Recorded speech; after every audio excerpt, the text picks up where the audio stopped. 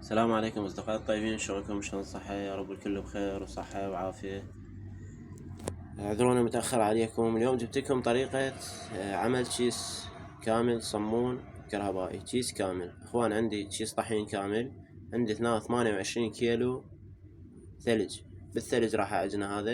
هذا درجة اولى براند، اذا تشوفون بالمطاعم بالاسواقات هذا الصمون متواجد. هاي طريقته شغل درجة اولى. هذا عندي 3 كيلوات شكر، وعندي 700 غرام ملح. طبعا يختلف اختلاف جذري. اخوان، شغلت العجانة على هذا المستوى. هسه راح ادير الخمرة باكيت كامل، خمرة المحسن.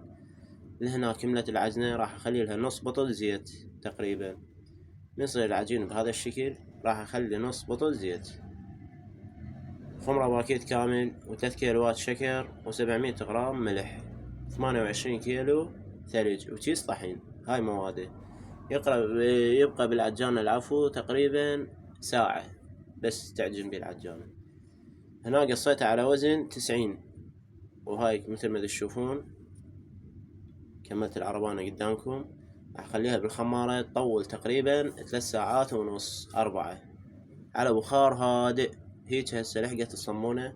هاي درجة حرارة قدامكم، وهاي السلعة بالفرن، وراح اشوفكم النتيجة.